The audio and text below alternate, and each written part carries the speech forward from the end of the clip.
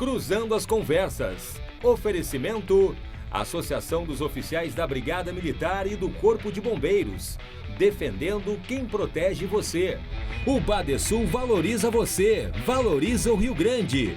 Conte sempre com o Badesul e Porto Color. Boa noite, eu sou Guilherme Macalossi e começa aqui na RDC TV mais uma edição do Cruzando as Conversas, o nosso programa que vai ao ar sempre às 22h15 com a análise dos acontecimentos mais importantes do momento, a perspectiva, os cenários, os nossos convidados e as suas opiniões. Você pode nos assistir pelos canais 24 e 524 da Claro Net TV e pelas redes sociais, @RDCTV Digital. Mande a sua mensagem, participe. Nós estamos no Twitter, no Facebook, no Instagram e no YouTube. Compartilhe e a sua interatividade sempre é muito importante. O Cruzando as Conversas, neste mês de outubro, está realizando entrevistas com os candidatos a prefeito da capital. E no mesmo dia, os candidatos a vice das respectivas chapas participam das entrevistas no portal RDC. Na edição de hoje do Cruzando as Conversas, prosseguindo com a série de entrevistas que são realizadas sempre às segundas e terças-feiras, nós teremos dois candidatos. A primeira entrevistada é Juliana Brizola e depois Nelson Marquesan Júnior, nos dois primeiros blocos do nosso programa. E como nas entrevistas anteriores, o formato é de 30 minutos de perguntas e respostas e mais 2 minutos para as considerações finais do candidato.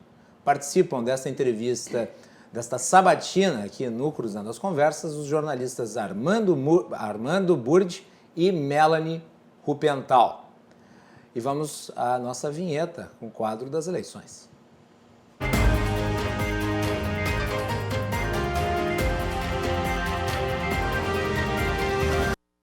Muito bem, a nossa primeira convidada de hoje é a candidata Juliana Brizola. À tarde nós tivemos aqui a sua vice, a Maria Luísa Luzzi.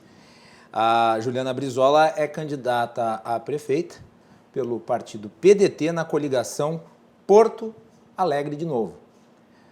A Juliana Brizola é deputada e eu vou pedir para que ela comece falando sobre a trajetória, fazer a sua apresentação inicial e a partir do momento em que ela começar a falar, começam a contar os 30 minutos. E após a apresentação da Juliana, a gente começa com as perguntas e ela terá a oportunidade de responder. Juliana, bem-vinda, boa noite, prazer recebê-la. Obrigada, Guilherme, é um prazer muito grande estar aqui hoje na RDC TV, fazer uma saudação muito especial à Melanie. E é o meu grande amigo de longa data, amigo do meu avô, da minha avó, Neuza, Armando Burdi. Bom, vou me apresentar. Eu sou Juliana Brizola, para aqueles que não sabem, sim, sou neta de Leonel Brizola, fui vereadora, estou deputada hoje pelo 3º mandato, sou líder da bancada do PDT na Assembleia Legislativa, sou formada em Direito, sou mestre em Ciências Criminais aqui pela PUC do Rio Grande do Sul. Sou casada, tenho 2 filhos, o José Inácio, que tem 10 anos, e a Angelina, que tem 6, com certeza estão nos assistindo. E agora, então, estou aí, enfim, aceitando esse desafio, que é a candidatura de prefeita a Porto Alegre. Muito bem. Vou começar pela Melanie Rupental hoje. Melanie. Boa noite quem está nos assistindo, boa noite também candidata. Eu gostaria de começar falando sobre um assunto delicado, que é a pandemia do novo coronavírus. Logo no primeiro item do seu plano de governo, a senhora fala que irá imunizar com rapidez e também com eficiência 100% da população porto-alegrense. Para títulos de comparação, por exemplo, os Estados Unidos negociou por 5 bilhões equivalente em reais 300 milhões de doses. Se a gente considerar que Porto Alegre tem 1.400.000 habitantes, é realista constar esse fator no seu plano de governo de que será feito com rapidez, eficiência, a imunização de 100% das pessoas em Porto Alegre? Então, Melanie, deixa eu te dizer que eu entendo que essa tarefa talvez seja a maior tarefa do próximo prefeito, prefeita, não só de Porto Alegre, do Brasil inteiro. A gente sabe que as vacinas estão caminhando, a gente tem uma expectativa, todos nós, né, de que ela chegue até o fim do ano, no início do ano. E eu entendo que isso é uma tarefa que aqueles que postulam a prefeitura devem começar a se preocupar. Como adquirir a vacina, como organizar a imunização. O nosso programa prevê justamente isso, um programa que se chama Vacina Porto Alegre, e nós teremos essa tarefa e vamos concretizá-la justamente priorizando dentro do orçamento. Porque muitas pessoas sempre perguntam como vai fazer se não tem dinheiro? Essa é a grande pergunta, né? Para tudo, não só para a questão da vacina, da educação, da segurança. E é muito importante que as pessoas entendam que existe um orçamento público. E o gestor é justamente isso, ele vai gestionar. Tem uns que preferem, enfim, investir mais em segurança, outros em educação, outros em publicidade. E nós entendemos que, pelo atual momento, isto é algo prioritário dentro do orçamento público da cidade de Porto Alegre. Mas tu não acreditas, candidata, que seja suficiente ou pelo menos já esteja encaminhado a questão em relação ao nível federal, com o fato de o governo já ter estabelecido uma parceria com uma das que estão desenvolvendo uma vacina, que é, no caso, a de Oxford, junto com a AstraZeneca? Quer dizer, seria necessário que a Prefeitura de Porto Alegre fosse por conta própria buscar recursos e, eventualmente, até mesmo uma estratégia particular de distribuição das vacinas aqui na cidade? Se for necessário, sim. Certo. Mas, na verdade, eu acho que a maior tarefa é também a organização da imunização. Como organizar todas as pessoas diante de uma pandemia para que elas sejam vacinadas. Muito bem. Armando Burdi. Boa noite, candidata Juliana Brizola. Vou te fazer uma pergunta sobre mobilidade. A Avenida Salgado Filho é considerada uma grande estação rodoviária a céu aberto no centro de Porto Alegre. Os usuários reclamam, é assunto quase que permanente há pelo menos 20, 25 anos em todas as campanhas, com promessas de solucionar o problema, a começar pela transferência dos ônibus, porque os usuários ficam ali ao desabrigo, numa área muito problemática, com problemas em relação à segurança. A senhora considera a possibilidade de transferir ou melhorar as condições dos usuários ali na Salgado Filho? Na hipótese de transferir, essa transferência seria para onde dos ônibus? Olha, Burdi, eu queria te dizer que esse é o problema que não é só na Salgado Filho, nós temos esse problema por diversas partes na cidade. Hoje o que acontece na mobilidade urbana é, sobretudo sobre os ônibus, uma tarifa cara, um ônibus que não é confortável, não é? Quem sabe, quem pega ônibus no horário de pico geralmente anda espremido, aquela mãe trabalhadora, muitas vezes passando por várias questões dentro do ônibus, inclusive até chegar ao seu trabalho. Tem a questão das isenções e os próprios concessionários reclamam que com o atual preço e com as isenções não tem mais como fazer a circulação dos ônibus. Nós entendemos que o mais importante na mobilidade urbana é que o próximo gestor faça uma grande auditoria para saber exatamente a comparação das planilhas, para saber se o preço da passagem está alto e a contrapartida está baixa, ou se é ao contrário, saber se as isenções são justas, né? Se elas na verdade estão, enfim, atingindo aquelas pessoas que mais precisam, sejam os aposentados, sejam os estudantes. O que há é uma caixa preta. E eu entendo que o problema específico da Salgado Filho tem que ter um olhar especial do prefeito, porque não basta só transferir, não é? Eu acho que o diálogo também é algo muito importante para que a gente possa fazer com que a população que está ali todo dia e que precisa pegar o ônibus e precisa ficar esperando o ônibus, ela também seja ouvida. Então, tudo isso a gente gostaria de construir com muito diálogo, para que a gente não apenas retirasse. Eu me lembro uma vez, lá há muitos anos atrás, o meu avô Leonel Brizola, ele era governador do Rio de Janeiro, e reclamavam muito que certos ônibus que vinham da periferia não chegavam até as praias. E ele, então, decidiu fazer um ponto final lá na praia de Ipanema. Aquilo gerou todo enfim, uma polêmica, não é? As pessoas que ali moravam não gostavam daquele final de ônibus ali, prejudicava algumas questões, mas também, em contraponto, tinha aquelas pessoas que vinham lá de longe para ir à praia no final de semana.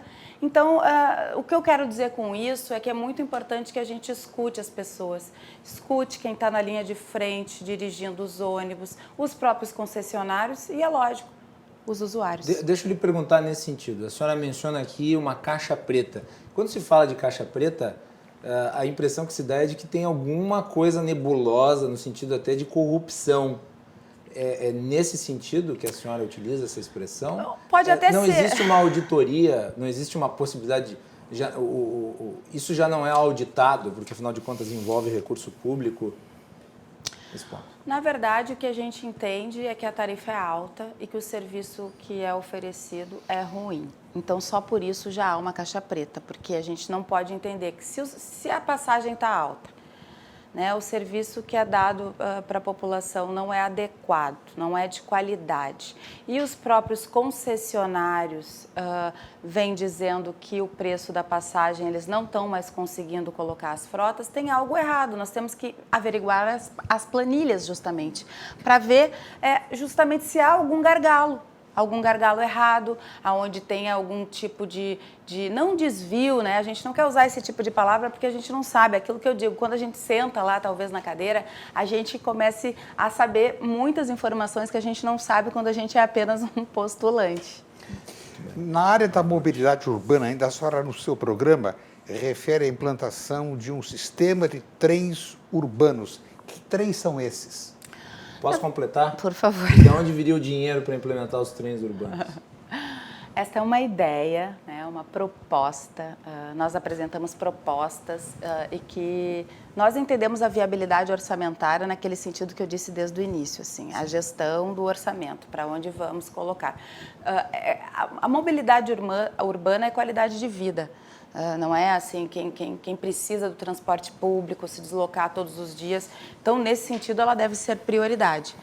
A gente anda por aí, olha exemplos de outros países e vê que é possível. Nós estamos formando um time de muita qualidade para pensar o transporte público em Porto Alegre. Nós temos esse desejo de modernizar e, por isso, acho que os trens não poderiam ficar de fora. Mas aí eu vou ter que fazer a seguinte pergunta, candidata.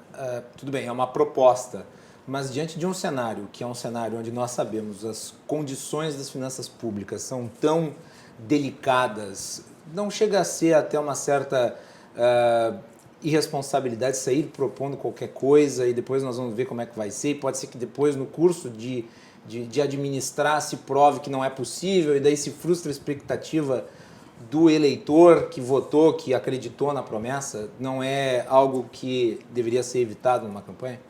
Não é uma proposta vazia, é isso que eu gostaria que ficasse claro, justamente porque, como prefeita, teremos um orçamento e nesse orçamento teremos que ter prioridades. Entendemos que a mobilidade urbana é algo que precisa ser visto com um olhar muito especial aqui na capital, já que o transporte público aqui é muito precário. Então, é uma questão de gestar o dinheiro. Como eu disse, acho que o gestor, ele, por exemplo, a questão da saúde. A senhora traria iniciativa privada para tentar viabilizar isso? Com certeza. PPPs, no caso? Parceria com a iniciativa privada é algo muito interessante, desde que seja em benefício da população. Ou seja, que o serviço seja de qualidade, que a passagem seja justa.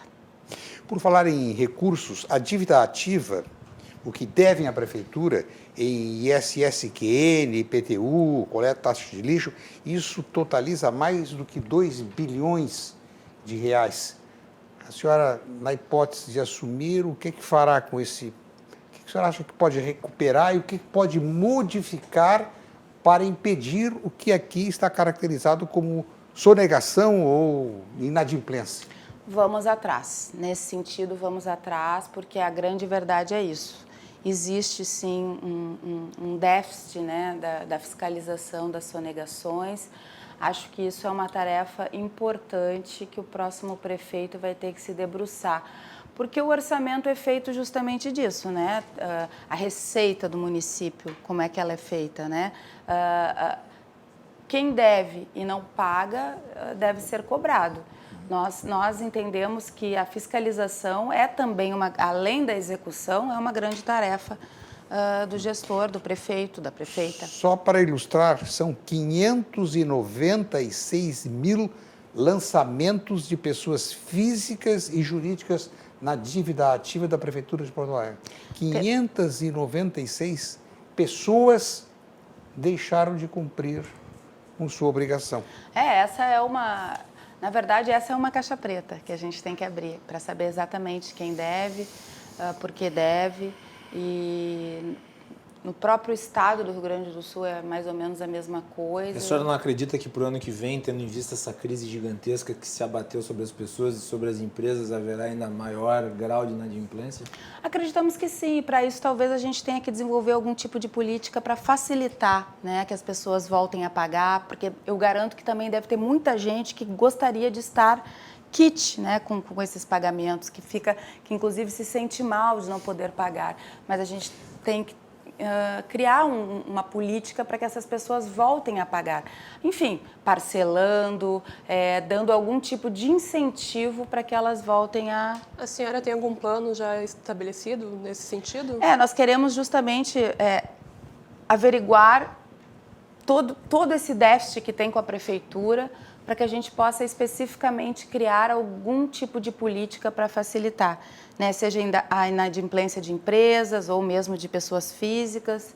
Acho que é importante que a prefeitura averigue, porque esses dados são públicos, mas exatamente quem são as pessoas e quem são as empresas nem sempre é público. E é importante, eu acho, que numa política pública estabelecer que o devedor não é o sonegador. O devedor Não. é quem deve Isso. e que não conseguiu pagar. Isso. O sonegador é aquele que não pagou e não declarou o que deveria pagar. Isso. E que de E eu acho repente que até existem- teria para pagar e não paga. Eu acho que deve-se diferenciá-los Não tenha a título dúvida. de qualificar o que vai ser Tem feito. toda a razão. Candidata Juliana Brizola, a senhora acha razoável que o lixo de Porto Alegre tenha que, com o uso de caminhões, se deslocar por 120 quilômetros para chegar ao despejo em Minas do Leão? E o que acarreta uma despesa muito alta anualmente? Será que não existe? Não vi no seu programa, mas a senhora não cogita de uma outra solução? Não tenha dúvida, Burdi, que o lixo é algo que eu não sei como que vocês lidam, né? Mas todos os dias na minha casa, assim, a gente vê tanto de lixo que a gente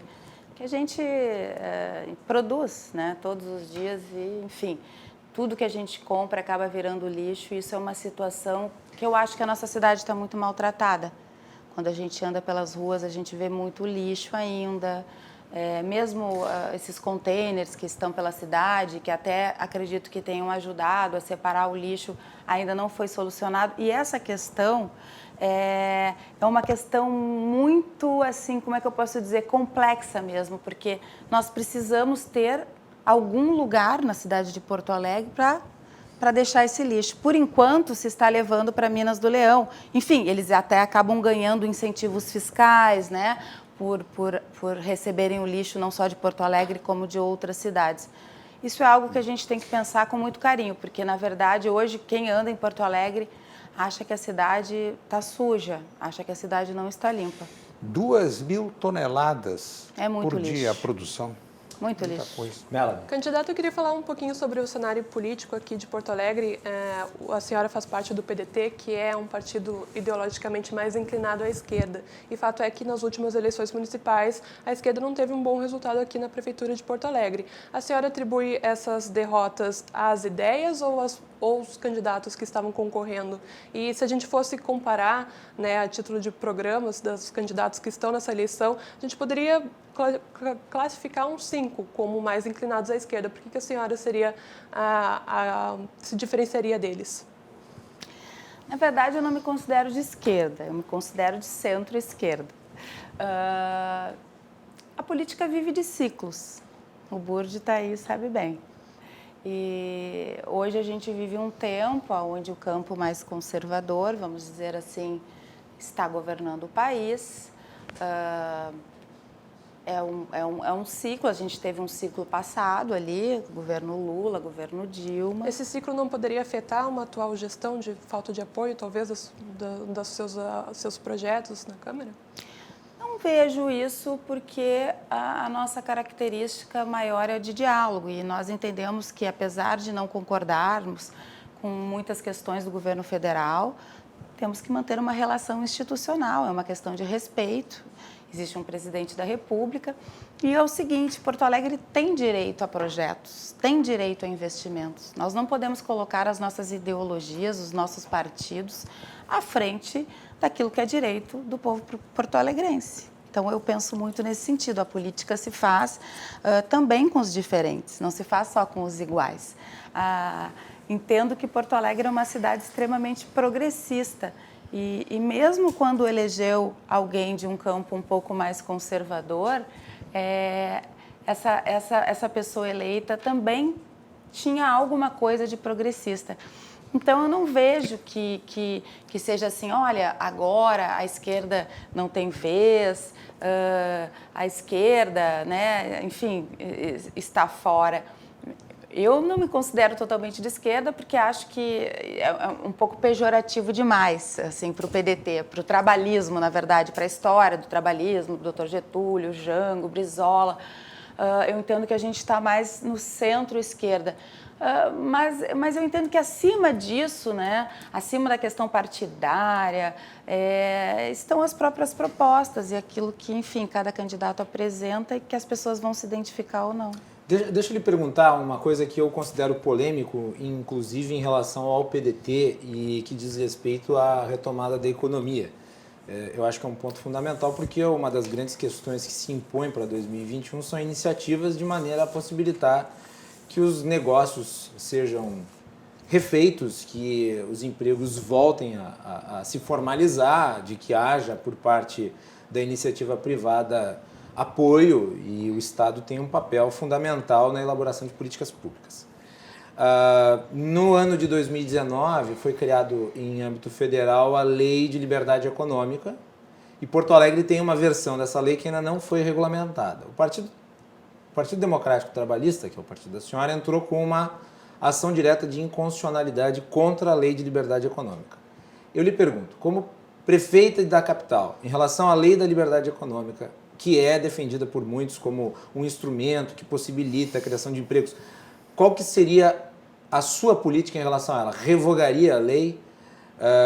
Adaptaria ela para a realidade de Porto Alegre? O que a senhora faria, tendo em vista o posicionamento do seu partido em relação à matéria? Olha, em relação à lei, nós não revogaríamos, não. Nós queremos conversar e ver aonde chega essa liberdade econômica, na verdade. Porque o PDT ele tem bem claro um projeto de desenvolvimento nacional para o Brasil e nós queremos replicar esse projeto de desenvolvimento municipal para Porto Alegre. Como? Com um grande plano de obras públicas, porque a construção civil é o que há de mais geração de emprego e de renda. Então, a gente quer fazer um grande chamamento à construção civil para que a gente faça esse programa de obras públicas, para que a gente volte a gerar emprego e renda e, consequentemente, arrecadação para o município. Também mais uma fórmula da gente conseguir arrecadar com esse plano. O problema das obras é a questão do investimento livre para elas, né?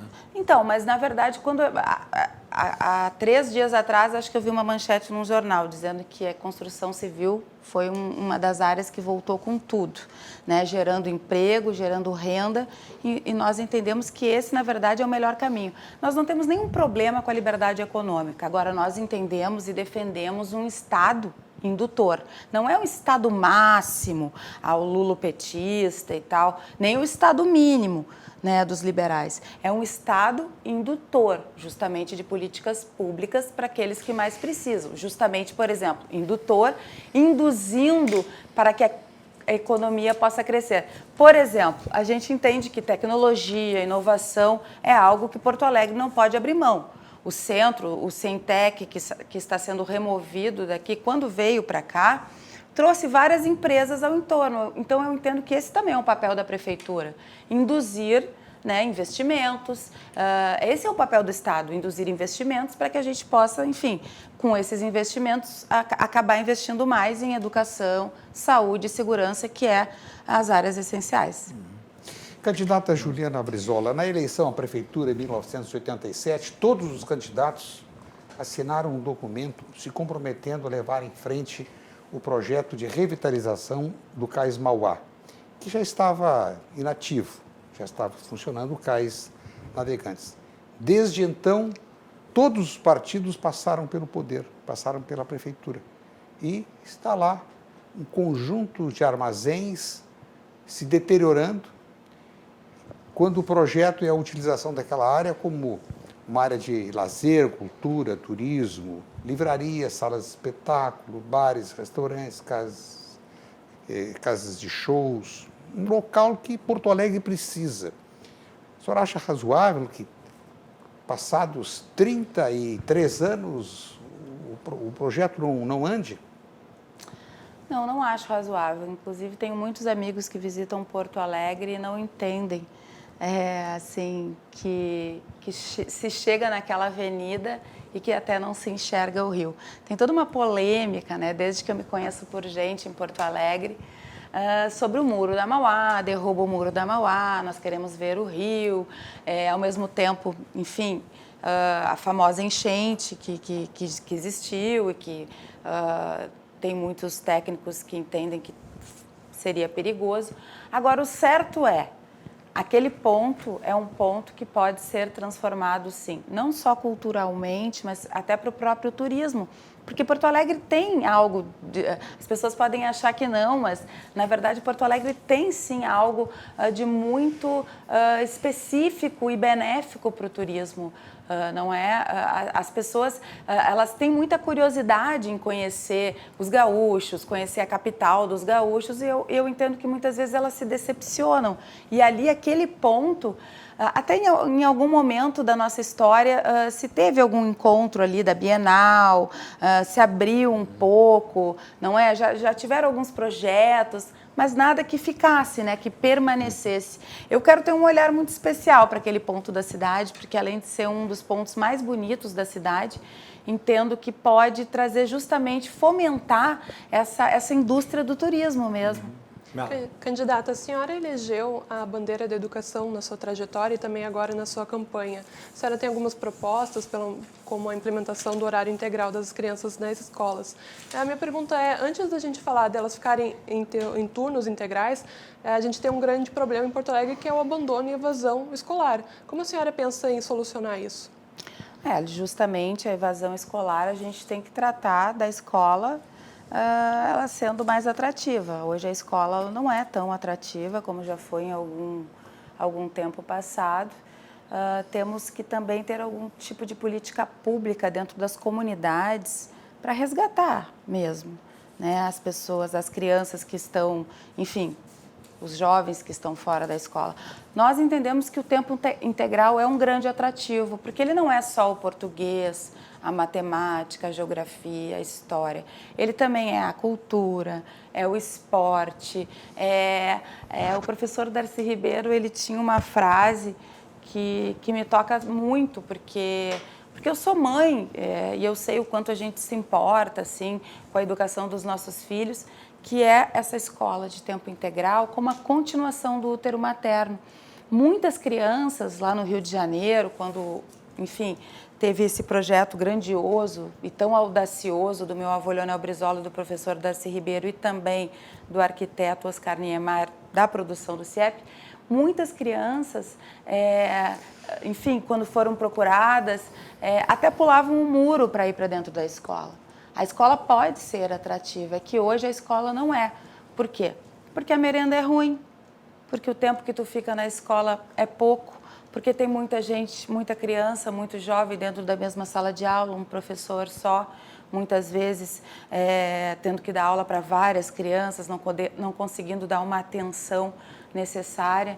Então, nós entendemos que tornar a escola mais atrativa, trazendo inclusive questões tecnológicas, de inovação, porque nós sabemos hoje, quem tem criança em casa sabe, eles já nascem na tecnologia. Não tem mais como a escola ser analógica e a criança que está frequentando ser digital. Não ser atrativo. Desculpa, não, pode continuar, desculpa, Melanie. Não ser atrativo é um dos fatores, né, que ocorre o abandono e a evasão escolar, mas a gente tem outros fatores, como a alta tarifa dos ônibus e as pessoas não conseguem fazer o deslocamento. Tem meninos que falam sobre gravidez e daí não vão mais à escola. Também a falta de orientação familiar. Vai ter políticas nesse sentido também? Muito importante que a gente tenha esse tipo de política de orientação. Não é, tu falaste das meninas, né, que engravidam antes do tempo, que se tornam mãe antes do tempo. Tudo isso é algo que a gente tem que ter um olhar muito, muito cuidadoso, né, acompanhar de perto, ir lá naquela comunidade onde tem uma escola, conhecer os professores, dialogar com eles, porque também é isso. Talvez quem tenha a maior facilidade de como chegar naquela comunidade, naquela criança, naquele jovem, seja aquela professora que está lá dentro da sala de aula, que conhece aquela criança, aquele jovem, conhece o pai, conhece a mãe, conhece a avó, conhece a realidade. E aí a prefeitura entrar com força, com uma política pública para resgatar, para trazer de volta essa criança, essa jovem para a escola. Nós temos 2 minutos, basicamente, até o fim da parte de perguntas e respostas. Eu quero voltar a esse tema da liberdade econômica e geração de emprego, porque eu acho que é interessante, porque tu mencionaste essa questão de startups e nova tecnologia. A senhora não considera que isso está profundamente relacionado com um ambiente de desburocratização que seria algo defendido por aqueles que encampam a ideia de uma lei de liberdade econômica, por exemplo, a não necessidade de alvará para atividades de baixo risco ou, eventualmente, a não necessidade de determinados tipos de burocracia para a abertura de uma empresa. Esse ramo todo que surge, ele não surge também porque hoje se criou possibilidades a partir desse tipo de iniciativa? Como é que a senhora vê essa relação? Eu entendo que tu tens total razão. Tem muitos entraves, né, para quem quer empreender. E eu entendo que a prefeitura tem que estar ao lado. Claro, respeitando tudo aquilo que está envolvido. A gente não pode dar um alvará, mesmo com baixo risco, se tiver algo que possa colocar em dúvida alguma questão, tipo a vida, tipo outras coisas. Agora, o certo é, hoje, o empreendedor na cidade de Porto Alegre tem muitas dificuldades. E então, se a liberdade econômica é só nesse sentido, nós somos totalmente a favor. Nós queremos, sim, ajudar aqueles que querem empreender, nós entendemos que é importante, nós temos que incentivá-los, temos que dar alternativas para que eles possam empreender na cidade de Porto Alegre, sempre com muito respeito ao meio ambiente e às pessoas. Muito bem, Armando, não vai dar tempo, nós temos aí só com 6 segundos, então o Armando vai ter que guardar a sua pergunta para uma outra ocasião, tenho certeza que não faltará oportunidade. Eu gostaria de agradecer a candidata Juliana Brizola pela entrevista aqui e nós temos mais 2 minutos de tempo para as considerações finais da candidata, como está sendo concedido para todos os demais candidatos que passam aqui no Cruzando as Conversas. Então, mais 2 minutos para as considerações. Obrigado, Juliana, pela participação, obrigado pelas respostas. Eu que quero agradecer a vocês pelo convite, dizer que a RDC TV está cumprindo um grande papel, na minha opinião. Hoje a gente tem vários tipos de veículos e é muito importante dar a oportunidade para que as pessoas conheçam as propostas, conheçam os candidatos. Então, eu fico muito agradecida pelo convite. Dizer para quem está nos assistindo que nós entendemos que a cidade de Porto Alegre está maltratada, machucada, está mal cuidada. Eu já disse aqui, vou repetir, eu sou mãe, quero agradecer também, eu sei que vocês tiveram aqui hoje à tarde com a minha candidata a vice, a professora Maria Luísa, agradecer a oportunidade de estar liderando a primeira chapa 100% feminina na cidade de Porto Alegre. Quero dizer que isso não foi assim algo construído, enfim, a candidatura dentro do PDT surgiu e o PSB, por uma votação democrática, escolheu a professora Maria Luísa e eu fiquei muito grata porque o nosso projeto, ele visa, em primeiro lugar, a educação, eu não vou negar. Foi a bandeira da vida do meu avô Leonel Brizola, mas, além disso, eu me identifico muito com isso, porque entendo que nós precisamos de mentes esclarecidas, inclusive para escolher melhor os nossos representantes. Então, eu quero cuidar da cidade de Porto Alegre, junto com a professora Maria Luísa, quero qualificar a nossa educação, quero trazer mais saúde, um transporte mais humanizado e segurança pública, que a gente acabou não falando, mas também que é um tema extremamente importante aqui para a cidade de Porto Alegre. Mas eu só quero agradecer a todos que nos acompanharam, quero agradecer ao Guilherme, ao Armando, enfim, a Melanie, e desejar boa sorte para os porto-alegrenses, que a gente possa fazer uma eleição limpa, um debate de ideias, com respeito. Muito obrigada. Muito bem, obrigado. Não gosto de cortar os convidados, mas é que a lei eleitoral realmente me obriga. Eu acho péssimo isso, mas é a lei, nós temos que segui-la. Eu gostaria de agradecer a candidata Juliana Brizola pela sua participação aqui. E nós vamos fazer um break. Na volta, Armando Burdi e Melanie Rupental continuam comigo em entrevista com o candidato Nelson Marquesan Júnior no Cruzando as Conversas Especial Eleições 2020. Já retornamos.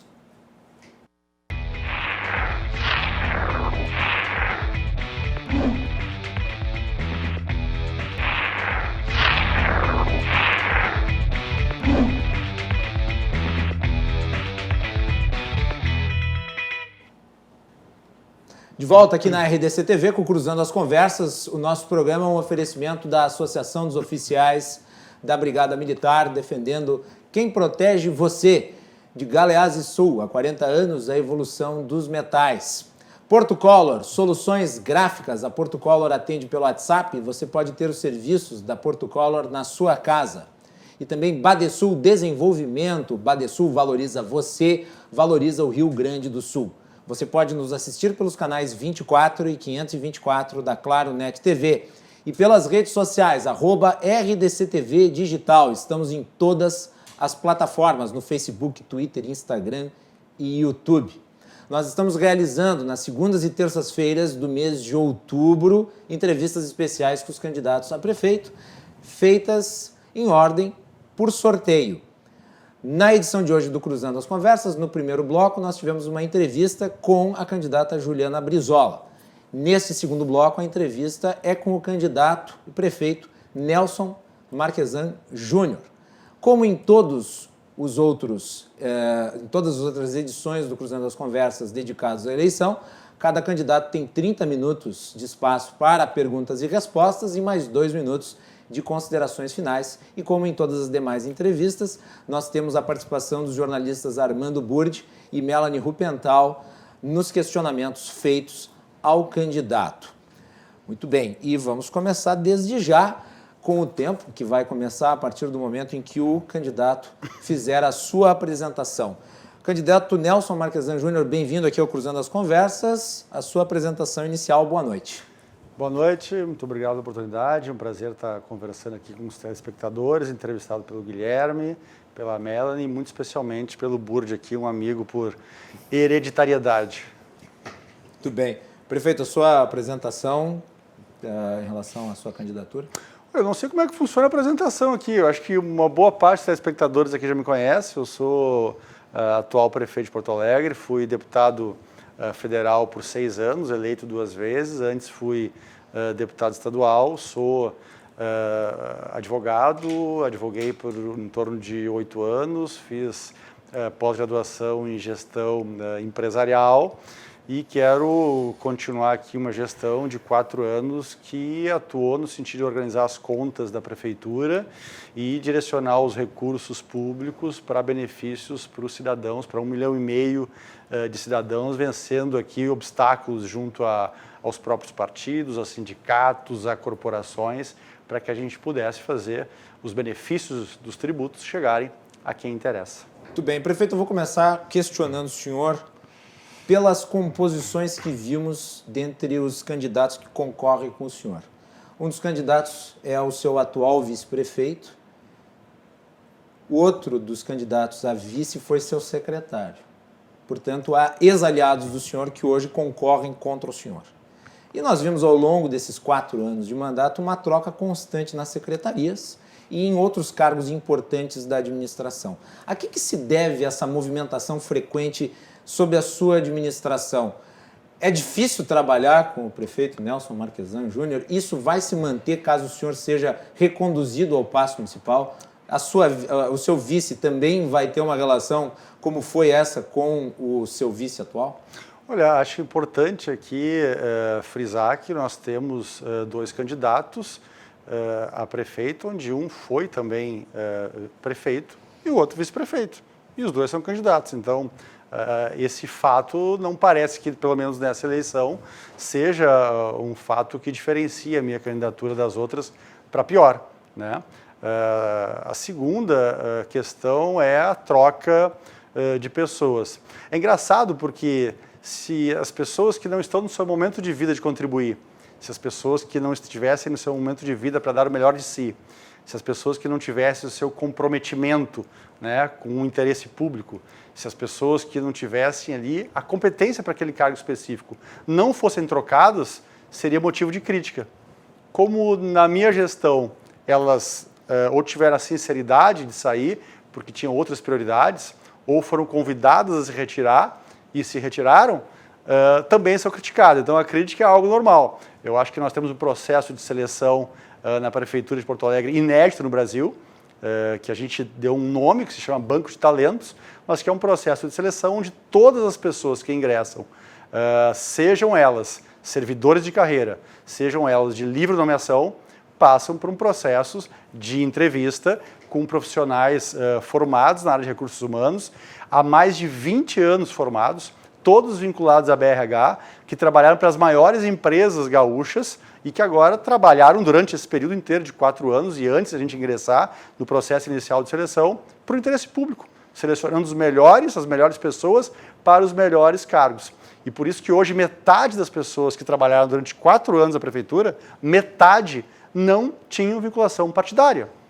Muitos delas foram feitas à busca ativa, que quem é da área profissional de recursos humanos ou da área empresarial sabe o que eu estou me referindo. É a busca do profissional do mercado ou onde ele estiver para ocupar aquele cargo. Vou dar um exemplo aqui do nosso secretário Tortoriello, que foi localizado pelo LinkedIn, pelo currículo dele, e nós fomos lá em Juiz de Fora buscar uma das maiores referências de mobilidade do Brasil para trazer para Porto Alegre. E assim como o Tortoriello, que foi um dos últimos, eu poderia citar vários aqui do governo municipal. Deixa eu aproveitar, já que o senhor mencionou a forma de seleção de boa parte da sua equipe, foi feita uma CPI recentemente na Câmara de Vereadores que apontou, pelo menos o relatório da CPI aponta isso, irregularidades no banco de talentos da Prefeitura, sob a sua gestão, que ele na realidade não serviria para coisa nenhuma, mas na realidade ele seria até fraudulento. Como é que o senhor vê essa acusação feita, esse relatório produzido pela CPI? Pois é, nem tu mesmo aqui, que está fazendo a pergunta, sabe me dizer onde é que está a fraude e onde é que está a ilegalidade. Eu não estou apontando nada, estou dizendo do relatório. Nós fraudamos o interesse de décadas da cidade de Porto Alegre de preenchimento de cargos simplesmente por um apadrinhamento.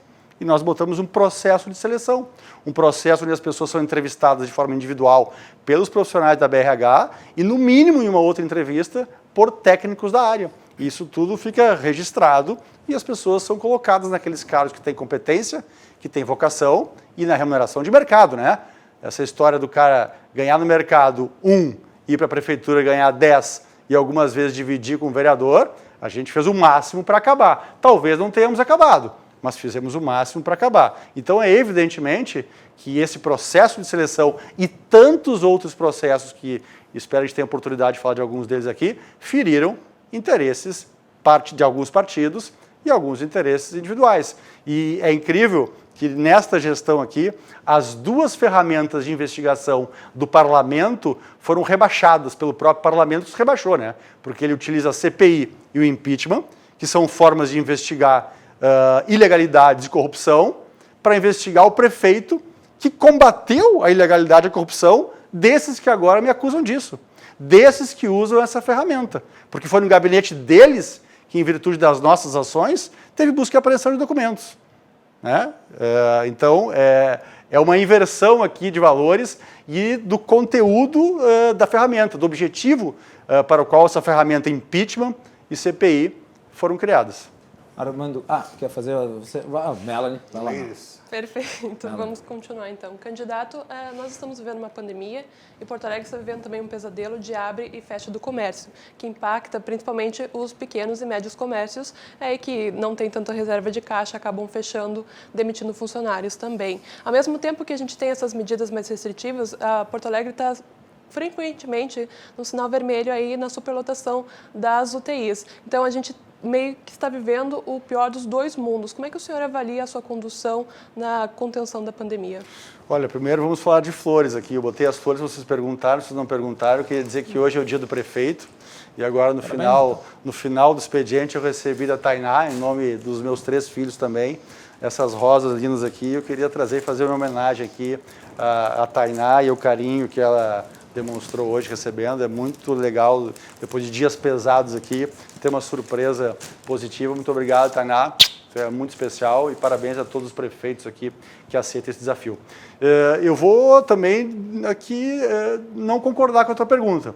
Eu acho que Porto Alegre não vive os 2 piores mundos. Ele vive em relação ao mundo e principalmente aos locais do mundo onde chegou a pandemia, ele vive uma situação quase que privilegiada pela equipe qualificada da área da saúde e da prefeitura como um todo, que não fugiu às suas responsabilidades, privilegiada porque talvez seja uma das poucas capitais do Brasil que possa dizer que ninguém, não só porto-alegrense, mas que veio buscar atendimento aqui, ninguém, seja por coronavírus ou por qualquer outra doença, ficou sem atendimento. Acho que se a gente pegar as 27 capitais aí, tem 3, 4, 5 que podem dizer a mesma coisa. É a capital que teve, até o mês passado, o menor número de óbitos totais de qualquer doença nesse ano em relação ao ano passado, enquanto Manaus morreram 3 mil pessoas a mais do que ano passado. São Paulo, mais de 11 mil pessoas morreram a mais esse ano que o ano passado. Porto Alegre, quase 300 pessoas a menos faleceram em Porto Alegre no ano da pandemia, em relação ao mesmo período do ano passado. Então, nós vivemos, em questão de salvar vidas, o melhor que se pode ter expectativa em salvar vidas numa pandemia, ou em qualquer momento. Nós salvamos todas as vidas que nós cuidamos, aquelas que eram passíveis de serem salvas através de atendimento de saúde. E na questão econômica, também não é um privilégio da cidade de Porto Alegre. O mundo inteiro vive isso. E aqueles municípios e países que quiseram negar a pandemia é que geraram 3 mil mortes a mais, 11 mil mortes a mais, dezenas de milhares de mortes a mais, e a gente entende que a vida é prioridade. E nós estamos aqui retomando a atividade econômica da cidade de Porto Alegre de uma forma organizada, que acho que nos dá um pouco mais de segurança de que nós não teremos a segunda onda que está acontecendo em várias cidades do mundo. Nova York está avançando agora em muitas restrições para uma quase totalidade ou uma boa parte do seu território. Israel teve o 3º lockdown, então eu acho que nós, dentro do mundo inteiro, né, que vive um momento muito triste e muito perigoso, Porto Alegre tem que se orgulhar das equipes que tiveram esses resultados até agora. Mas eu digo também na crítica que é feita por esses comerciantes que são impactados também de como foi feito esse protocolo de fechamento e abertura, onde houve também essa insegurança de quando retornaria e de como eles deveriam se organizar. Nesse sentido, como o senhor avalia? Os nossos protocolos... Se me permite a completar a pergunta da Melanie, durante esse período em que a Prefeitura liderou o esforço de combate à pandemia, foram feitas muitas críticas a supostas inconsistências decisórias, como, por exemplo, fechar as obras, impedir as obras privadas de serem continuadas, entretanto, possibilitar ainda as obras públicas. No caso, pareceria que o vírus pré-determinado estaria a apenas contaminar quem trabalha em obras privadas. Como é que o senhor se defende desse tipo de apontamento? E também das reclamações de muitos empresários que dizem que o senhor não os ouve. Olha, esses empresários, eu não sei quem são, talvez a gente tenha o maior processo de oitivo, de escuta, né, do setor empresarial. A gente teve várias reuniões semanais, todas as semanas. A gente tem uma reunião que acontece no máximo a cada 15 dias, com 25 presidentes de entidades empresariais. A gente fez reunião, acho que é difícil a entidade que nós não tenhamos feito reunião, no mínimo, com toda a sua diretoria. Nós chegamos a fazer reuniões com um setor com mais de 200 pessoas presentes na vídeo, né, por forma remota. Então, eu acho que isso é mais uma alegação sem nenhum fundamento, né? Com relação à pergunta específica de obras públicas e obras privadas, o vírus ele circula pelas pessoas. E isso não é só o coronavírus, é qualquer vírus, né, que se transmite através do ser humano. Então, quanto mais circulação, mais o vírus circula e mais ele adoece pessoas. E é isso que se evita para salvar vidas no mundo inteiro numa pandemia. Se evita a circulação das pessoas para que o Sistema Único de Saúde possa atender essa demanda, ou seja, se administra a circulação de vírus. E aí tu faz escolhas do que deve circular, de quais são as pessoas ou atividades que devem circular, né? Não pessoas específicas, mas atividades. Por exemplo, serviços de saúde não podem parar. É uma escolha. Mas e as obras da Orla do Guaíba? Eu vou te ser muito objetivo, porque obra privada é interesse privado e porque obra pública é interesse público. E a minha escolha sempre é pelo público e pelo coletivo. Sempre será. Então, dentro das escolhas, nós deixamos as obras públicas. Por quê? Porque são obras de interesse público e coletivo e que vão ajudar a nossa cidade a se recuperar mais rápida do que as outras cidades do Brasil e do mundo. Mas os operários das obras públicas são pessoas idênticas às que têm atividade numa obra privada. São humanos suscetíveis também a contrair o vírus. Perfeito. Não, veja bem, os mais suscetíveis não estão trabalhando. Os acima de 60 anos e com doenças que os tornam mais suscetíveis não estão trabalhando, nem na iniciativa privada, nem na iniciativa pública, no setor público. Estão, aliás, da prefeitura, por exemplo, proibidos de trabalhar. Então, os mais suscetíveis foram retirados. Mas eu digo... A circulação do vírus, ela vai acontecer.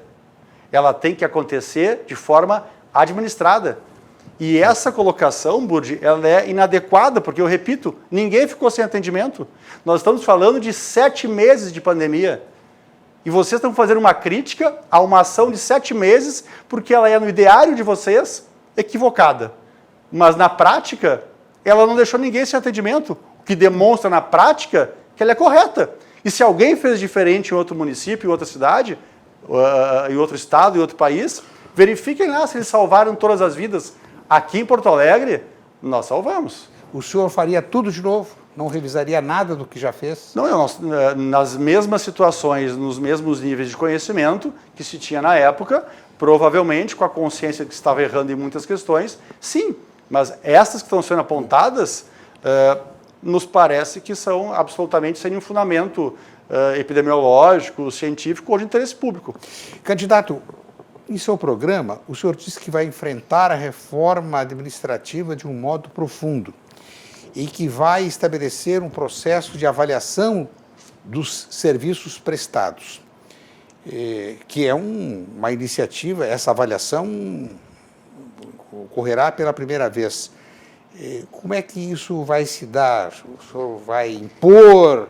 O senhor vai dialogar? Nós conhecemos o grau de resistência dos servidores públicos de Porto Alegre. Só complementando a sua pergunta, Burdi, porque tem outras questões complexas que o senhor traz no seu plano de governo, também como a reforma previdenciária, e é verdade que o senhor enfrenta uma grande oposição na Câmara. O senhor teme que essa falta de apoio não consiga conduzir para uma aprovação ou que demore muito?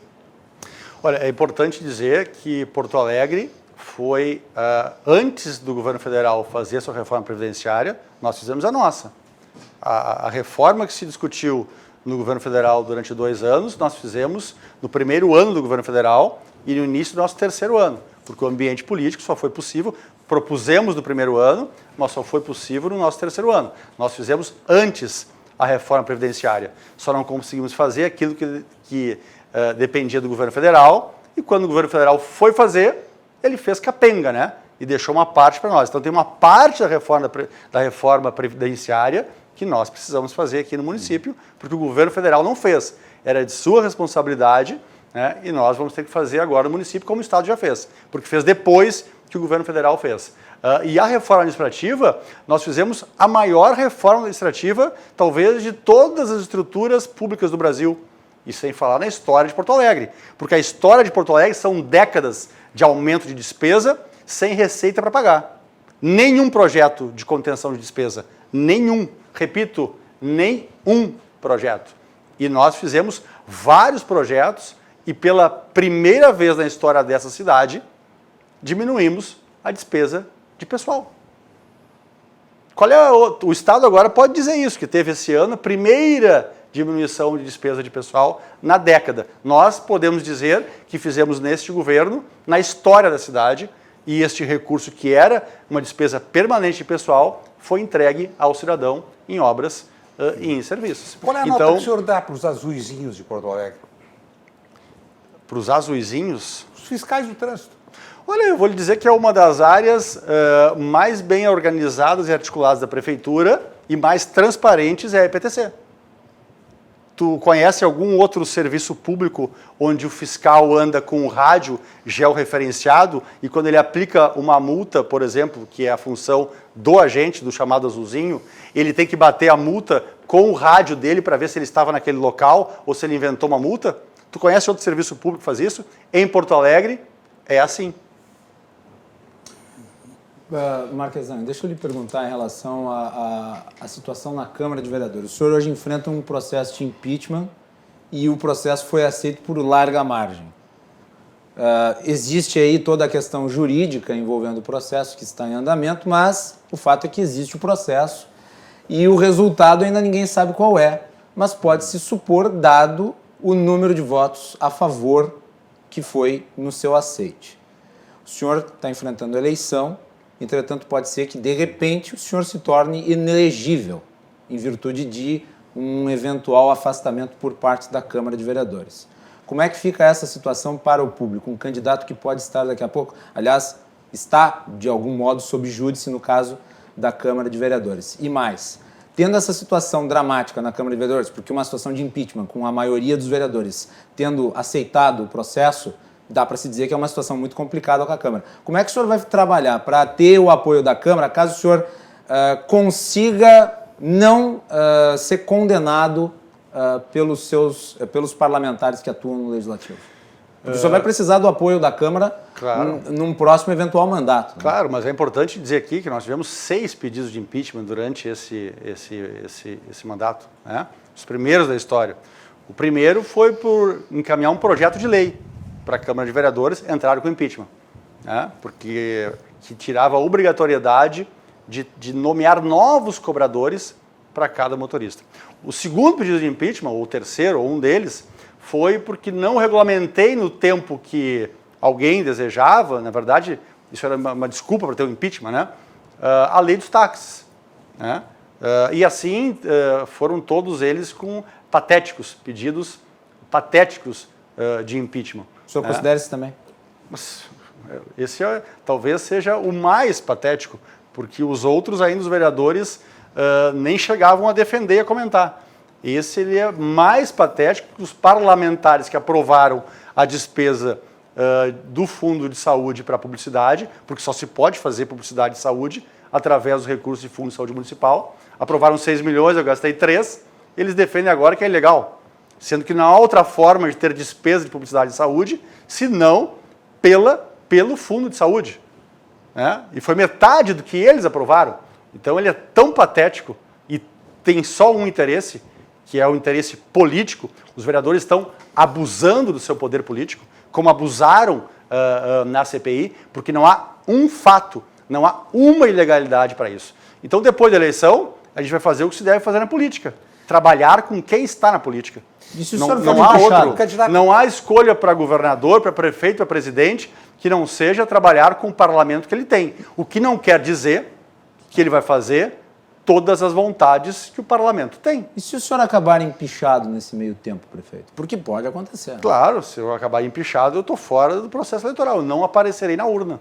E, prefeito, falando sobre essa falta de apoio e oposição da Câmara em relação ao seu mandato, dos apontamentos é talvez uma postura mais incisiva do senhor e falta de diálogo, como apontam os vereadores. Como é que o senhor avalia? O senhor poderia ter tido um tom mais conciliador ou essas acusações não têm conexão com a realidade? Melanie, quantos anos tu tens? Desculpa, perdão, mas tu é muito jovem. Quantos anos tu tens? 23. 23. Burdi, quantas de experiência tu tem? Quantos anos de experiência tu tem? Eu sou um estagiário. Um estagiário.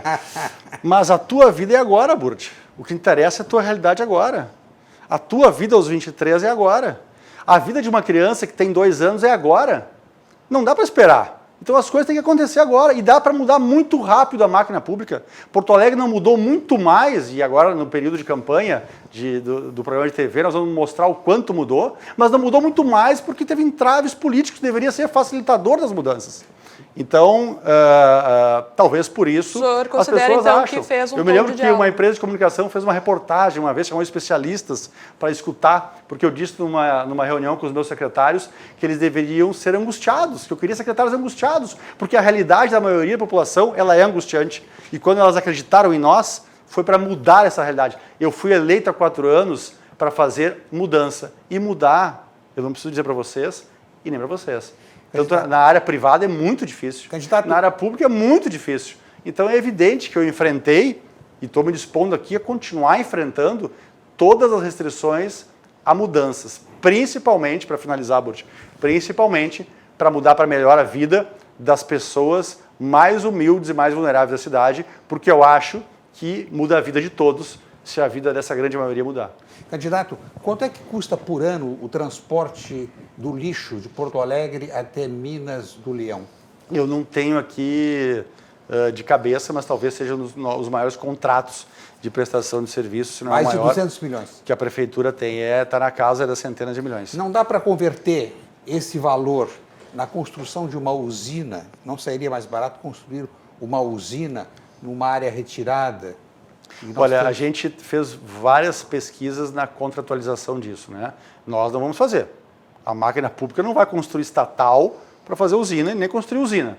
O que nós podemos fazer é uma PPP, uma concessão, ou buscar alguma alternativa da iniciativa privada. Isso sim. Nós fizemos isso na iluminação pública. A PPP com o maior número de concorrentes da história da Ibovespa foi de Porto Alegre, a da iluminação pública.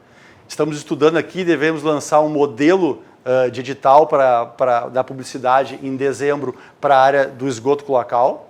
Estamos fazendo um estudo também, e é um dos 2 do Brasil, prioritários, nós e Teresina, se não me engano, seremos os pioneiros nisso em PPP para drenagem.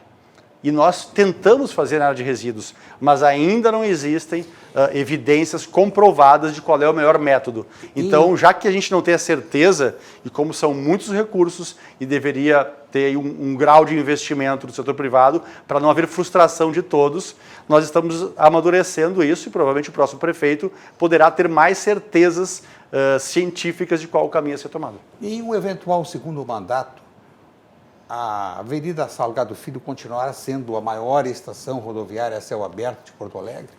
A gente tem que fazer várias mudanças, né, Burdi?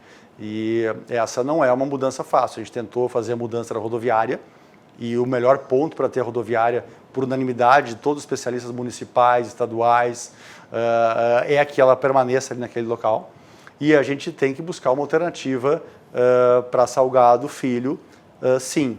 É importante dizer que nós não temos no mundo uma alternativa melhor, só complementar ao ônibus, né? Não há nenhum meio de transporte, nenhum modal que transporte mais pessoas do mundo, nenhum, do que o ônibus. Então, a gente inventar que outros modais que são positivos, que colaborem, que corroborem, que ajudem, que contribuam com ônibus vão solucionar esse problema, Burdi, não, isso não parece real hoje na cidade de Porto Alegre, porque não é ainda em lugar do mundo. Eu falo em dar melhores condições aos usuários que ficam ali ao desabrigo, chuva, o sol, numa área extremamente insegura da cidade.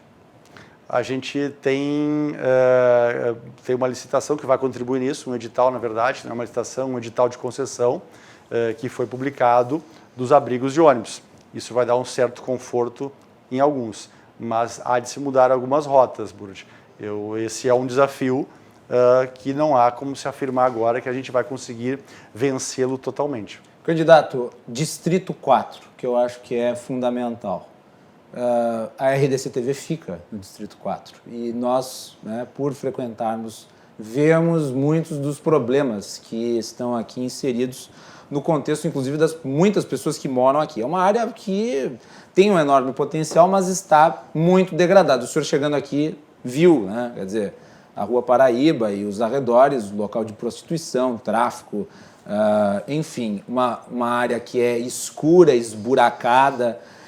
Qual que é o seu projeto para essa área e por que iniciativas como essa que o senhor eventualmente propõe futuramente não foram já inicializadas? E o que o senhor fez especificamente nessa região? Olha, a gente tem que fazer a revisão do plano diretor, né? Isso foi iniciado e foi suspenso em março já por causa da pandemia, porque legalmente o plano diretor ele exige, né, que a gente tenha uma ampla participação da população. A gente começou a fazer nos bairros essas reuniões por toda a periferia, por toda a cidade, enfim, todos os locais, mas em virtude da pandemia e até por combinação com o Ministério Público teve que suspender, não se entendeu que remotamente se cumpriria a exigência legal. Mas a gente tem já aprovado o maior investimento da cidade, da história da cidade, em planejamento urbano. São 13 milhões de reais com o PNUD, que é a estrutura, é o Plano das Nações Unidas para o desenvolvimento,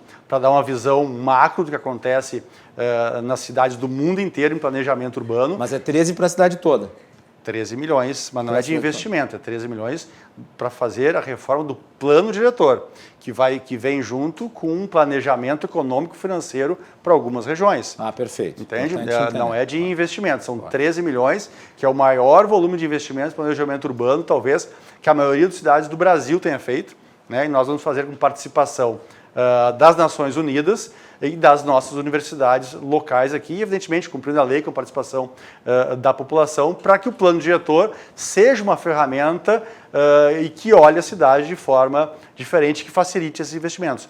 Nós não podemos esperar, e isso não aconteceu em lugar nenhum do mundo, que exclusivamente com recursos públicos se possa, em curto espaço de tempo, se reformar grandes áreas degradadas de uma cidade. É que a área é grande demais, né? E fica na entrada da cidade. É verdade. Quem chega aqui até se assusta. A gente tem aqui no 4º distrito passivos ambientais muito grandes. A gente tem aqui no 4º distrito questões de patrimônio histórico que são limitadoras do desenvolvimento. E a gente tem um histórico aqui de questões sociais e econômicas para serem resolvidas. Tanto é que se nós pegarmos os maiores investidores da cidade, aonde eles compraram terrenos, eles não compraram aqui, no 4º distrito ainda. Então, nós buscamos, junto com o pacto aqui, tentar mudar o perfil através das cervejarias, através de ambientes de inovação, através de qualificações pontuais específicas, qualificando iluminação, qualificando a questão das vias, para que a gente pudesse ter pontos específicos e chamar a atenção de investidores para esses locais. Mas de forma massiva, a gente ainda precisa avançar e eu acho que o plano diretor, ou melhor, tenho certeza, é a melhor ferramenta que a gente vai ter de forma real para transformar o 4º distrito. Bom, sobrando 12 segundos, eu vou já pedir para que se incremente em 2 o tempo do candidato Nelson Marquesan Júnior, porque, como já estamos fazendo com todos os demais candidatos, são 30 minutos de perguntas e respostas e mais 2 de considerações finais. Eu gostaria de agradecer ao candidato Nelson Marquesan Júnior pela sua participação aqui no nosso programa, pelas respostas que deu aos nossos questionamentos e muito obrigado. 2 minutos. Eu quero agradecer a oportunidade de estar aqui com vocês e com a audiência que vocês têm, agradecer as perguntas que me deram a oportunidade de realmente responder aquilo que imagino seja também as dúvidas de muitos dos porto-alegrenses. Então, agradeço essa oportunidade e as próprias perguntas que foram trazidas aqui, a totalidade delas muito pertinentes aqui. Há uma série de dúvidas que todo cidadão deve ter nesse momento muito importante de escolha daquele que vai ser o gestor da sua cidade pelos próximos 4 anos em um período de pós-pandemia, né, de uma crise de saúde que me parece muito bem administrada pela equipe atual e de uma crise que vai perdurar aí por mais tempo que a crise de saúde, imagino eu, que é uma crise social gerada por uma crise econômica que é mundial. E acho que nós estamos preparando a cidade com PPPs, com concessões, com organização das finanças, que nos possibilitou quase 1 bilhão de financiamento já sendo investidos eles da cidade, com a agilização dos processos de licenciamento, que já garantiram no próximo ano mais de 8 bilhões de investimentos privados na cidade de Porto Alegre, com a geração de milhares de empregos. Então, nos parece que realmente nós, neste momento, podemos oferecer um futuro que modifique a vida de uma boa parte dos porto-alegrenses e isso com reflexo na vida de todos para melhor. O senhor ainda tem 30 segundos, candidato. Quero só reiterar aqui o agradecimento e a audiência de quem estava me esperando e de novo aqui finalizar, aproveitando para terminar de uma forma doce e carinhosa com a Tainá, agradecer essas flores aqui e deixo a todos aqueles que me ajudaram a ser um prefeito, toda a minha equipe que me ajudou a ser um prefeito, que hoje é o dia do prefeito, né, e por isso as flores de consciência tranquila. Muito angustiado, que tem muita coisa para fazer, mas de consciência tranquila, que todos nós da prefeitura fizemos o máximo. Muito bem. Aí, então, o candidato prefeito Nelson Marquesan Júnior, nesta série de sabatinas que o Cruzando as Conversas está fazendo com todos os candidatos a prefeito. Nós tivemos no primeiro bloco a candidata Juliana Brizola, agora nós tivemos o candidato Nelson Marquesan Júnior e nós voltamos com essa série de especiais na próxima segunda-feira. Lembrando aos nossos telespectadores, já que o Nelson Marquesan Júnior mencionou o Dia dos Prefeitos, parabéns ao prefeito e a todos os demais prefeitos. Sei que muitos nos acompanham. Nós vamos ter, a partir de quarta-feira, no portal RDC, também a nossa série especial das eleições com os candidatos a prefeito das cidades do interior do Rio Grande do Sul, numa ampla cobertura que a RDC está fazendo das eleições, não só na capital, mas nas regiões aqui do nosso estado a partir das 17 horas. Então, vocês são convidados a acompanhar. Nós vamos fazer um break e nós voltamos para o último bloco. Armando Burdi e Melanie Rupental continuam comigo aqui na bancada. Agradecer novamente aos convidados de hoje, Juliana Brizola e Nelson Marquesan Júnior. Já retornamos.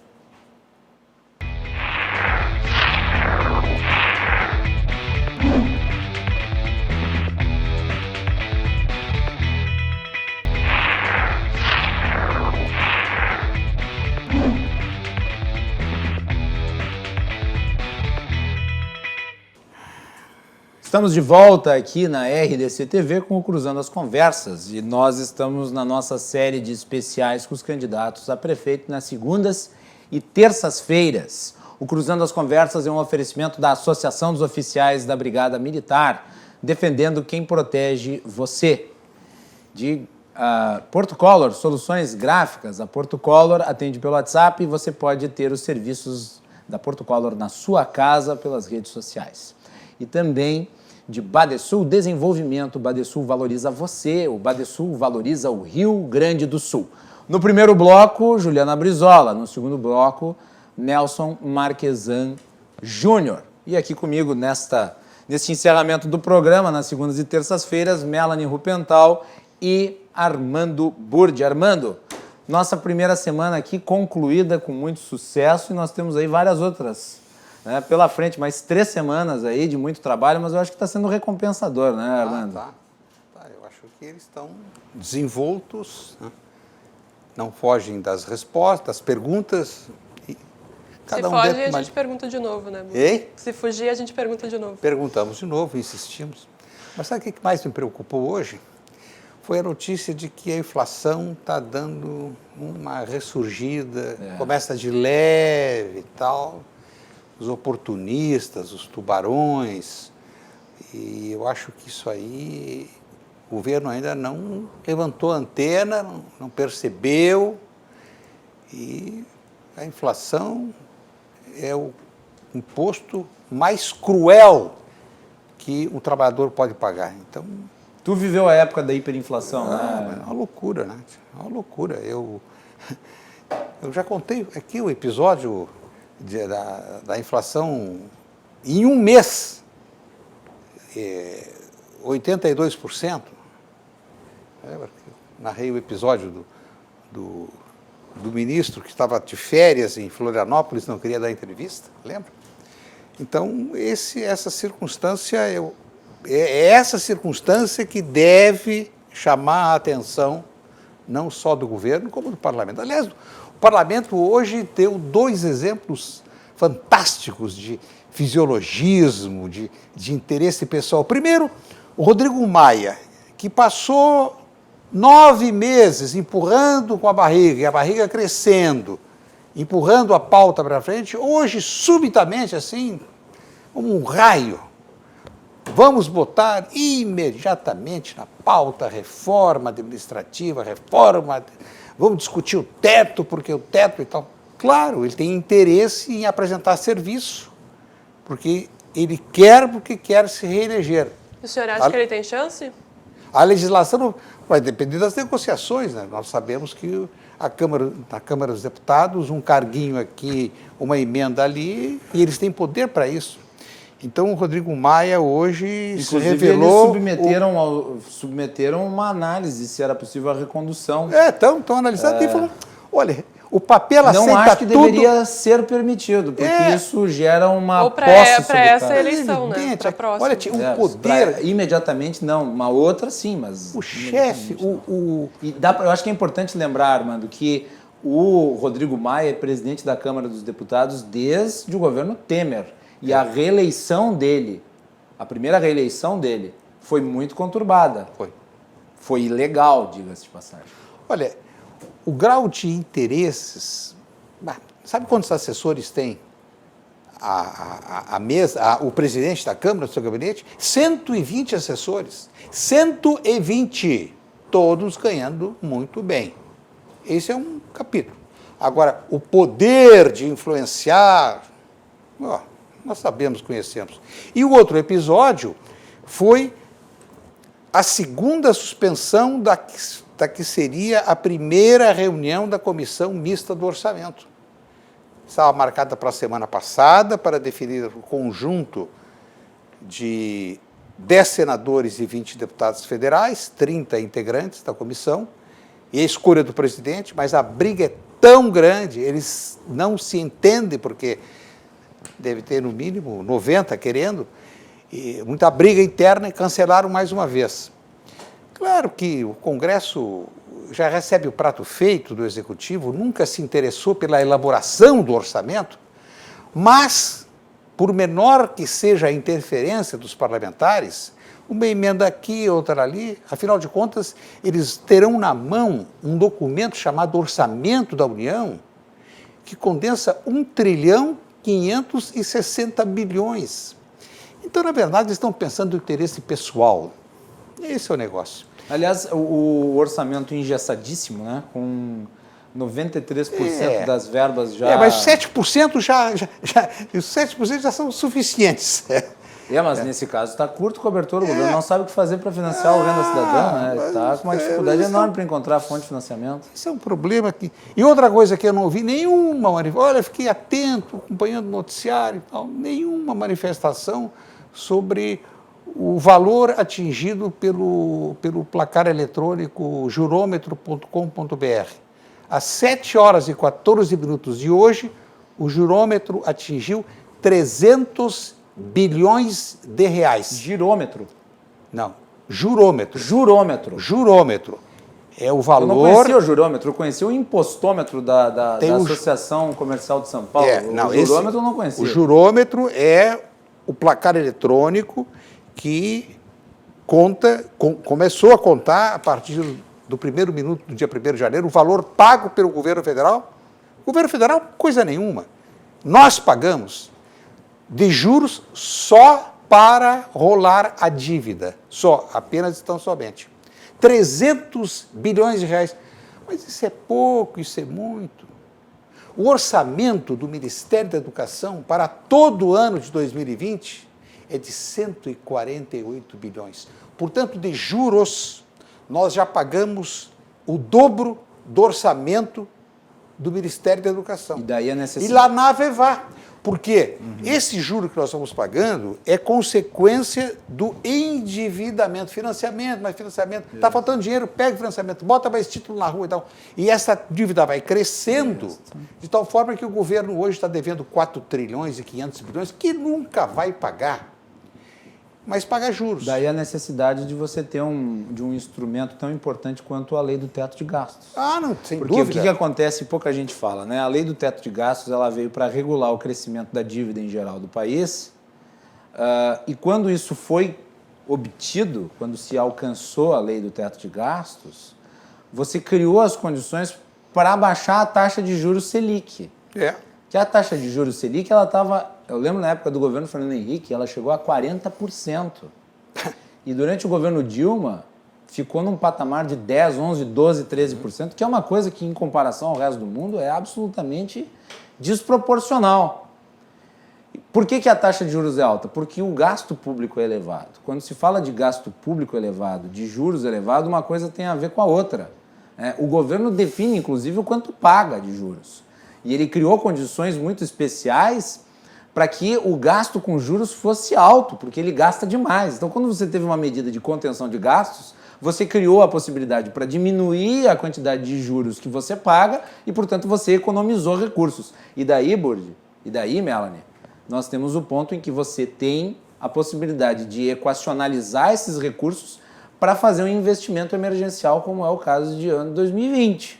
Sem o teto de gastos e sem a redução da taxa de juros Selic, que foi obtida desde o governo Temer para cá, porque foi no governo Temer que se instituiu o teto, nós não teríamos esse fôlego fiscal para investir o que foi investido em 2020.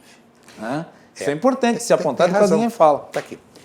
Hoje pela manhã, placar eletrônico está aqui. Acho que a gente não consegue colocar na tela, mas está aqui, eu vou olhar. O placar eletrônico hoje, às 7 horas e 14 minutos, apontava 300 bilhões de reais.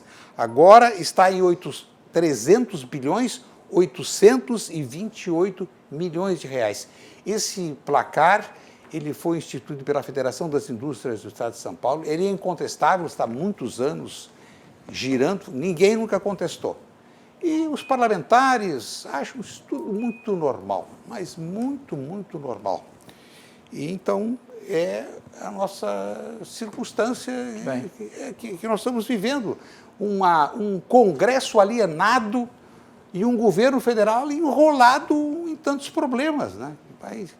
Projetou um déficit em torno de 150 bilhões em janeiro e vai fechar o ano com 850 bilhões de déficit. E para ano que vem, a projeção é um déficit de 233 bilhões. Déficit. Segundo o IFE... Eu acho que está maquiado ainda. Segundo o IFE projeta 265. Não, mas vai ser muito mais. Porque a economia freada, ela vai determinar uma queda na arrecadação. Ou subitamente, uma varinha mágica vai dizer, pum, abriu tudo de novo, estão vendendo, estão produzindo. Claro que não, não. Então, não, claro, a retomada econômica demora. Ela é longa e a consequência dessa imobilidade da economia é a queda na arrecadação. O governo Marquesan fecha este ano, e não tivemos nem tempo de falar sobre isso, as perdas esse ano na arrecadação da Prefeitura de Porto Alegre é de 563 milhões de reais, é muita coisa. Vai, em consequência, terá um déficit de 366 milhões de reais. São dados da Secretaria Municipal da Fazenda. Porto Alegre já vem há 20 anos, né, com as contas. A primeira manifestação do déficit foi em 2004, no governo João Werner. Me lembro que eu editei essa matéria no Correio do Povo, a maior surpresa. Como Porto Alegre, uma cidade que navega no azul e tal, o céu de brigadeiro, de repente, bom, claro, quando a despesa extrapola a receita, é isso aí, né? Gastar dinheiro público é uma barbada. O dinheiro não é de quem assina, Ah, não, mas isso aqui vai onerar. Não, Quando não, é o de próximo todos, não é de governo. ninguém, né? Hein? Quando é de todos, não é de ninguém. Né? Pois é uma irresponsabilidade. Mesmo com a existência da lei de responsabilidade fiscal, a lei de responsabilidade fiscal surgiu em maio de 2000. Naquele mês, daquele ano, e ela estabeleceu 60% como teto máximo para o gasto com a folha de pagamentos. Todos os estados estavam acima dos 60%. O Rio Grande do Sul estava lá em 75%. Hoje, passados 20 anos, 9 estados ainda continuam a lei acima. O Rio Grande do Sul entre os estados. Que lei é essa? Que lei é essa? Não existe lei nesse país.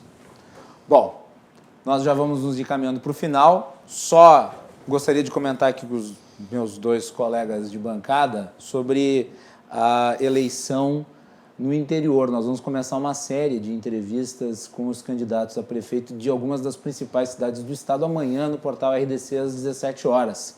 Vai estar o Cláudio Andrade, eu e a Vitória Caroline. E em algumas ocasiões a Melanie Rupental também. Melanie, qual que é a tua avaliação aí sobre candidaturas no interior? Vamos conhecer aí muita gente, né, que coloca o seu nome e nas eleições municipais, infelizmente, há um predomínio, né, às vezes até se ignora o interior e a RDC, eu acho que nesse caso está inovando ao oferecer para o público também o conhecimento, porque nós temos muita audiência no interior. E o interior tem que se ver na televisão também, né, Melanie? Exatamente.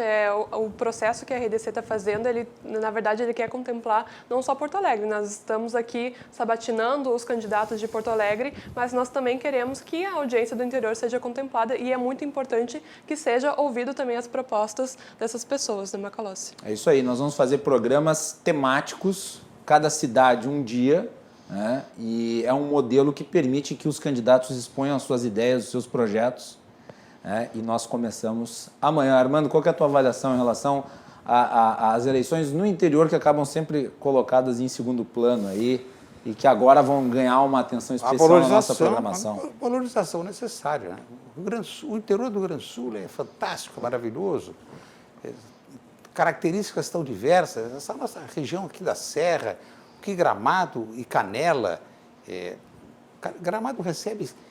No ano passado, eu liguei para a Secretaria de Turismo, quantos visitantes Gramado recebeu? 6 milhões. Eu digo, mas em quantos anos? Não, em um ano.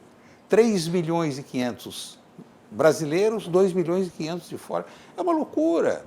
Olha, a capacidade da nossa produção de grãos no Noroeste... A gente vai para Mas é importante também para saber como é que vai se reinventar, né? Porque, como o senhor falou, Gramado é extremamente turístico, mas agora com a pandemia também acredito que não vai chegar nesses números. Olha, eu espero que haja o renascimento da atividade que gera tantos e tantos empregos. Claro, vai sofrer como todos os outros setores estão sofrendo. Se o Estado não incomodar, renasce. Se o Estado não incomodar, renasce. A nossa serra, a nossa região do Noroeste, a região sul mesmo, que viva ainda uma circunstância de depressão, tem valores extraordinários. A nossa fronteira, claro, é um pequeno comércio, mas está ressurgindo por meio da instalação de free shops. Sexta-feira foi liberado o free shop de São Borja. Agora, sabe quantos anos o período que demorou para liberar? Uruguaiana está com 6, 7 free shops, um grande movimento. 7 anos. 7 anos. Papel para cá, papel para lá.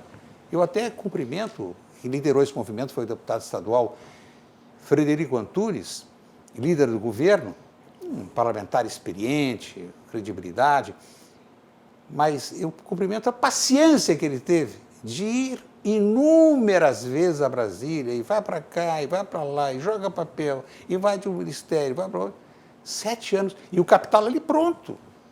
Dos 7 ou 8 free shops, apenas um de fora é o que também está vendendo.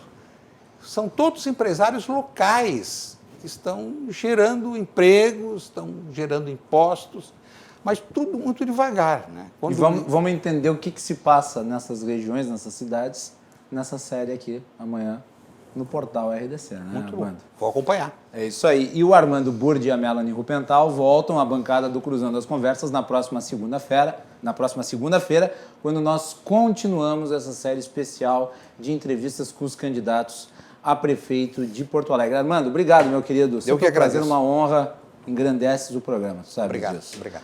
Melanie, obrigado. Agora tu já está habituada, já é habituê aqui da nossa bancada. Ontem foi a estreia, hoje é a continuidade e já está em casa, né? Sempre um prazer. É isso aí. E nós voltamos amanhã com o Cruzando as Conversas. Lembrando que na quinta-feira o Cruzando as Conversas está fazendo uma série especial falando de turismo, né, Armando? Nós estamos fazendo uma série especial de programas sobre a retomada do setor turístico do Rio Grande do Sul. São 4 programas, nós vamos para o nosso 3º programa. Né? O primeiro foi o impacto da pandemia no setor de turismo, tivemos a participação do secretário Rodrigo Lorenzoni. Na semana passada falamos sobre a retomada do setor de eventos, que envolve toda a parte artística, toda a parte cultural, que é importantíssima e que agora começa, né, a se desdobrar em iniciativas com todos os protocolos de segurança.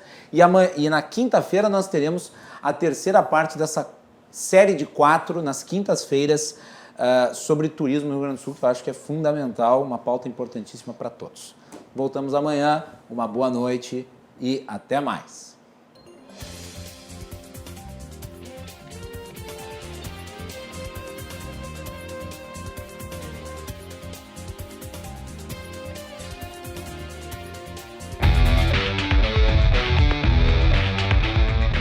Cruzando as Conversas. Oferecimento: Associação dos Oficiais da Brigada Militar e do Corpo de Bombeiros. Defendendo quem protege você. O Badesul valoriza você. Valoriza o Rio Grande. Conte sempre com o Badesul. E Porto Colo.